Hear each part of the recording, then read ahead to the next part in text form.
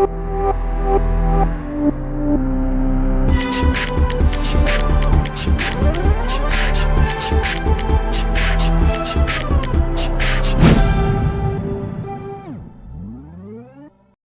thank you so much to our EOM Equip. Thank you for tuning in. Thank you for everybody that is faithful every Tuesday, the same time. And yes, once again, we are live.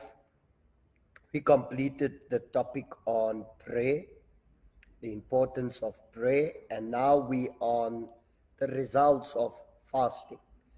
Like I said, and we have a repeat because last week we had some technical problems.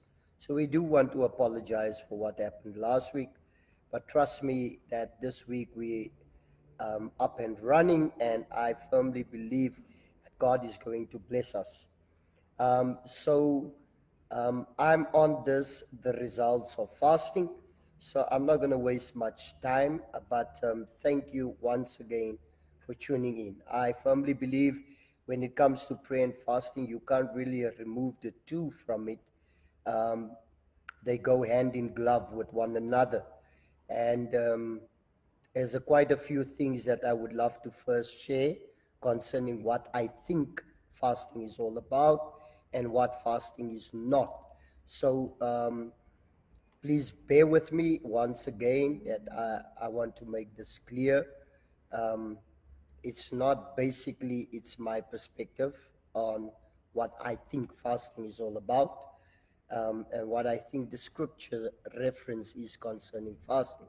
There's great results in fasting any which other way one looks at it, but there's a few things that we ought to first know concerning fasting before we even jump into it.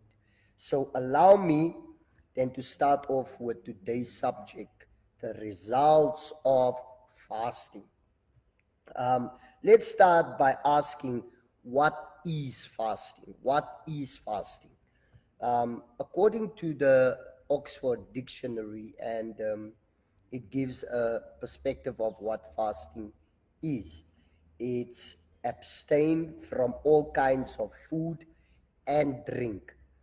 If one goes to the English part of that, of the dictionary, um, you will discover it's more or less exactly the same. It's to refrain from food and drinks. So, first of all, that is the explanation when it comes to that.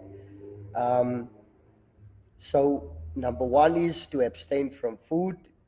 I also believe it's to refrain from eating. It also means to go without food. It also means to go hungry. It's eating nothing. That is what fasting is all about. So if we have that perspective of what fasting is, it's to go without food, and it doesn't give periods. So I know a lot of people have different fasts that they believe in. Um, Some say an Esther fast, it's a 3-day fast. Others call a Daniel fast, 21-day fast. But if I look at what fasting is, it say to refrain completely from eating. So when you go into these different types of fast that one is talking about, I'm not so 100% sure concerning that part, but let me keep to what I believe fasting is all about. So fasting for me personally, it is to refrain completely from food, from eating, basically to go hungry. Um, the period of times or days is up to the individual to make a decision on how many days he or she decides that I want to really go into serious fasting. Um, because today, if one looks at the 21st century church, which is quite worrying and disturbing, is we don't hear about fasting anymore. Fasting has completely died out on us. You don't really hear people talk a lot about fasting.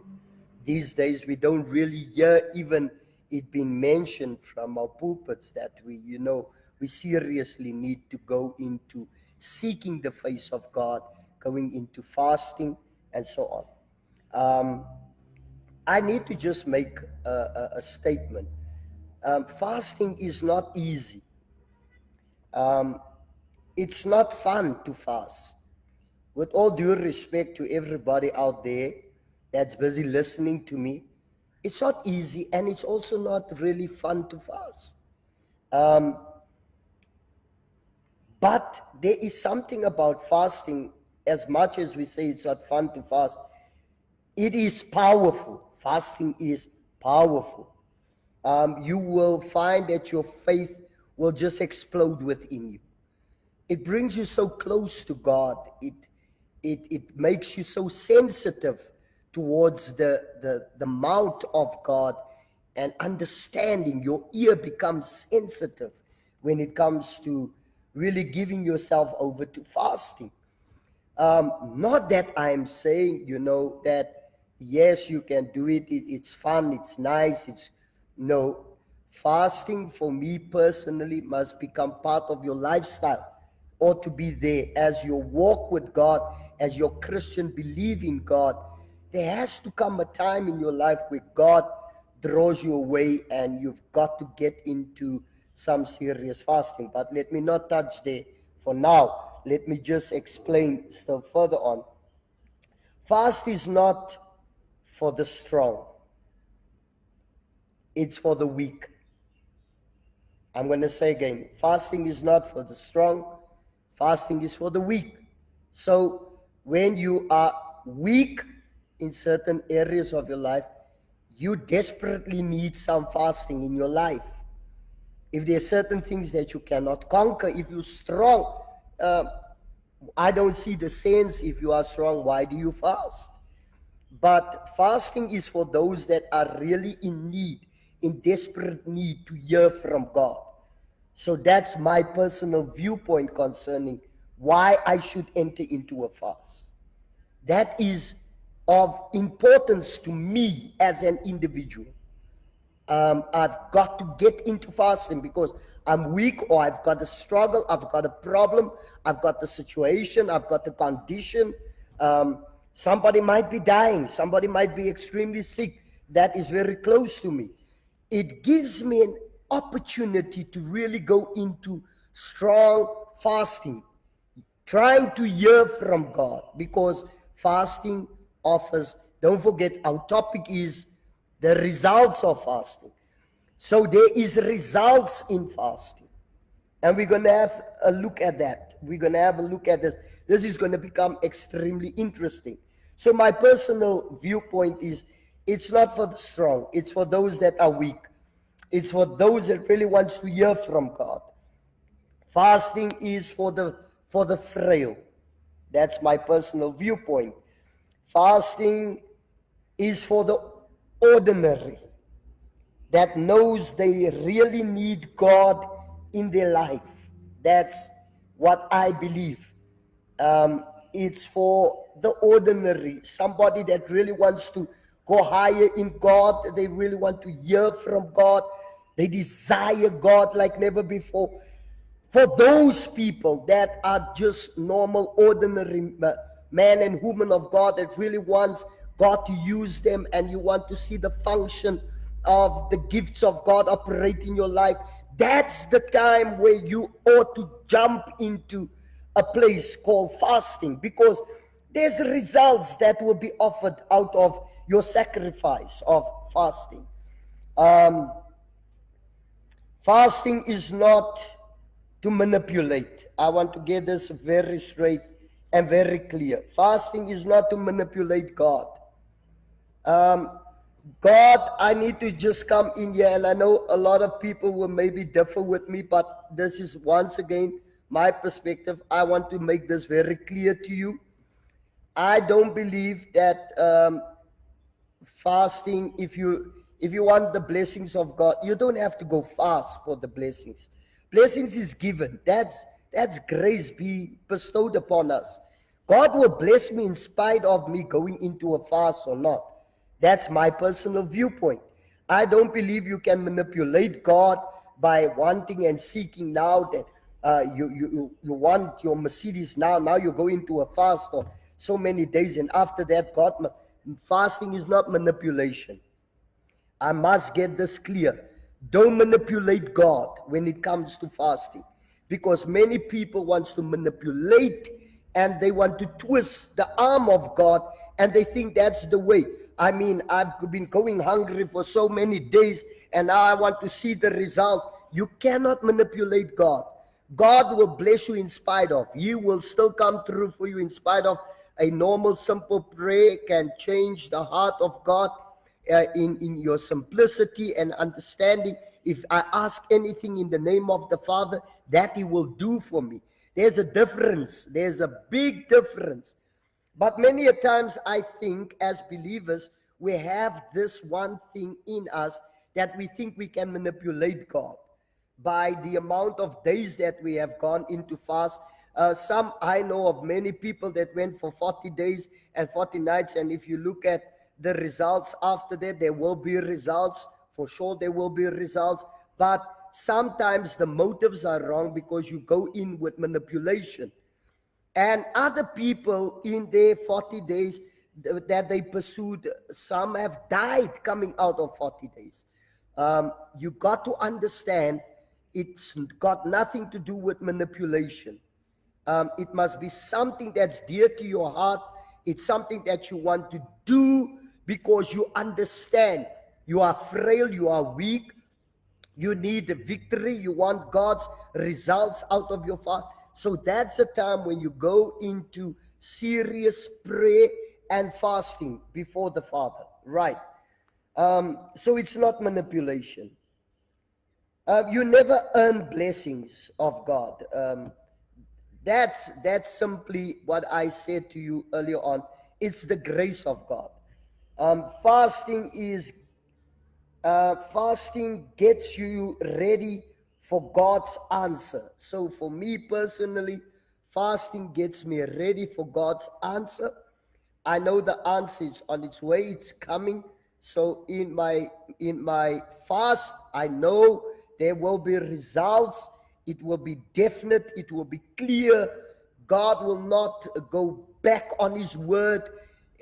He will come through that he have said. He will perform. He will perform. And I need to say the following. Obedience is better than sacrifice. Fasting can be a sacrifice, refraining from food. But if I know that I'm weak, in my obedience, in going into the fast, there's a big difference. I want you to hear the two extremes. So sometimes we are going into a fast simply because we want to make a sacrifice. But it's not the sacrifice that brings the results. It's the obedience in your spirit that you have towards this fast and that you want to get into it. It's your obedience. You know, I need an answer from God. I need God to do this. So the obedience with the sacrifice brings results. It's the two that goes hand in glove with one another. Don't just go after the sacrifice. I'm going to make a sacrifice. No, there ought to be obedience in that sacrifice that you are making. It's important that I need to just stipulate that in case we think we can go in with manipulation before the Father. Okay? Very important about that. Fasting gets you ready for the answer of God. I already mentioned that. Because we need to understand, not my will, but your will be done. That's what we covered in the book of Matthew 6. I'm not going to go right back into that, but it's imperative for us to understand, Lord, not my will, but your will be done for me. What is the will of the Father? I'm taking you right back into one of the sessions we had. The will of the Father, that you might be in good health. The will of the Father, that you might prosper in all things. The will of the Father for your life is only goodness and mercy shall follow you all the days of your life. That's the will of the Father. I want it to go well with you at all times. It's the will of the Father. So when we go in the will of the will of the Father for me is to get into this place where I'm going to consecrate myself. I'm going to get into this place of obedience. I'm frail, I'm weak, and I need God to come through for me. So I'm making this sacrifice in obedience towards my spirit man. So the will of the Father comes into action, and God starts seeing the heart, because he knows the intents of the heart. He knows exactly what the heart is all about. Nothing is hidden by God. You can't go into God's presence if God don't really know why you're getting into his presence. He knows everything. You can't hide it from God. You can't manipulate it from God. My God, I can tell you something, getting into that presence of God in fasting and in consecration before the Father, even before you went into the fast, the Father already knew. Let's go back to Daniel. Daniel made this clear. He said, the Lord said to him, Daniel, do you know what the first day you set your heart? Hear what he says. The first day you set your heart on seeking me and in fasting, I've already answered you. That was the first day. But it took him 21 days later. I need to just get this thing into your spirit, man. You've got to prepare yourself. Understand this one thing. This is God. This is how God operates. So when you set your heart, your mind, your soul, your spirit into this thing of fasting, and you want God to do something, my God, the will of the Father for your life is, that's the time when God activates certain things regarding you getting into his presence in fasting. Okay, paying that sacrifice in obedience. Fasting breaks you down. So in other words, the thing that controls your flesh and the thing that has control over you, God, or that maybe that pride spirit of yours, or myself, let me use myself as an example. Sometimes we become proud in our achievements, in what we have become, and so on. And we become very proud in that, and in our proudness, we can become arrogant. So we ought to be very careful that in fasting, what I love about fasting, it breaks down that type of attitude and that type of spirit, because God brings you right back to the beginning. You were nothing. You are just like dust. You are like grass. You are green today and withers away tomorrow. God brings you into a place where you got to understand who God is and what God is saying concerning your person. So it's imperative. Listen to me, somebody out there. It's important when I get into that place, is sometimes the Lord would break me to make me. So he'll break me down to raise me up to be something. Oh God, hallelujah. I'm not preaching, but I'm just explaining. Let us understand. Fasting is an invitation. Now, I need to make this clear. It's an invitation. You don't have to accept an invite. When somebody gives you an invitation and they inviting you to their wedding or to their party, you are the guest. You are the one that is being requested to come into their environment, into their party, into their presence, into what they have prepared for you. You can't go there and tell them how you want it. You only invited. And I don't know how to put this more clear to you. You have been invited into the presence of God. What God has prepared for you there in his presence. Oh God, that is something else, because I'm talking about there's so much things that we're going to cover that you need to understand what is being prepared for me, getting into the presence of God. What is God's presence? What does it entails, the presence of God? There's so much that we're going to touch on, but I want to first brief you on what I think fasting is all about. In the obedience, I can decide whether I reject that invite or do I go for that invite. So if I go, I cannot get into a function where I change everything around. No, it doesn't work like that. I need to sit at the table and enjoy what is being prepared for me. Likewise, if you get into fasting, you've been invited, in obedience you have responded, and you get into the presence of God, what He has prepared for you there, that's what you're going to enjoy. Nobody walks out of a party and say, I didn't get anything. No, there's no party that has nothing that is being prepared. You can't go to any function or any party where you're invited and there's nothing being prepared. Come on now, get real with me. There's always results in an invitation. There's a result in it. It's a result that you cannot walk out there and say, you know, I didn't get pudding, I didn't get food, there's something that you're going to come out with, because there was something there's many things that have been prepared for you.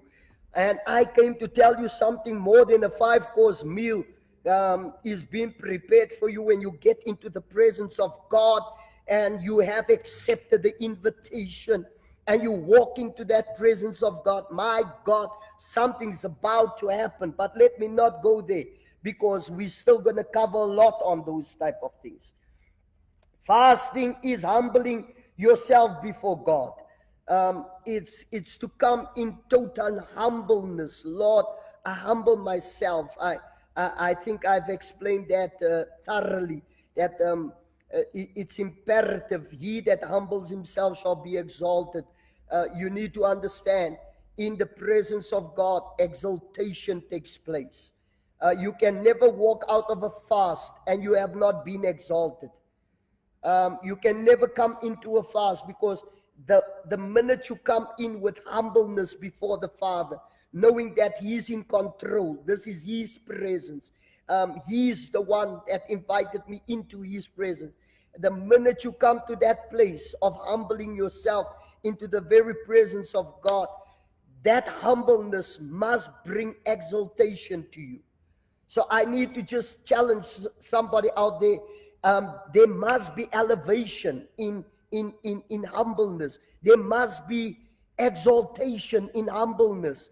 All these things walk hand in glove with one another. And you see the presence of God when it comes into a place of total humbleness. Time is flying, and I need to quickly just catch us into where we're going to. Fasting is not to stay away from this is me, my personal perspective, and I know this can be open to debate, but I need to just bring this in. This is me. This is my firm belief. Fasting is not when I stay away from the TV. Fasting is not when I stay away from watching soapies, and that for me personally is not fasting. Because many people say, no, you know, the thing that I love so dearly, I don't watch. It's part of fasting. No, that's not what I believe. That's not a sacrifice for me. If something's not good for your spirit, stay away from it. If it doesn't edify you and elevate you and speak to your spirit, man, what are you so bothered with it? That's not part of fasting. Because now you are manipulating, because you say, Lord, for 3 weeks I'm not watching my soapy that I love so dearly. And I know many of you love Seven the Land, your Seven the Land programs. I'm just saying, I'm just using an e.g. Please don't read me wrong in what I'm saying. What I'm trying to say to you is, fasting is not staying away from watching television or getting onto my computer or come on now, guys, get real with me now. When you get into the presence of God, the motive must be pure. It must be right. It must be something that you really desire out of the hand of God. So many people think when they stay away from certain stuff, that's part of fasting. No, I do not agree with that. It's not part of fasting. Um, that is, that for me is, that is abstinence. You just abstaining. It's not something that I try to tell you something from the beginning that we need to understand. Um, it's without food, it's without water. Um, that's the abstinence I'm trying to talk about. I'm not saying television. It simply speaks about food. It speaks about eating. Now, you can't compare that and say I'm abstaining from watching TV. It's part of my fast. Come on, guys, that ain't no sacrifice at all. I just want to make that part clear. I've got 1 minute left, and my time is 2 minutes left, and my time is clocking against me. But I need to quickly catch your attention to where God is going to take us to. Because if one goes to the book of Isaiah 58, the Bible speak about the fast that pleases God.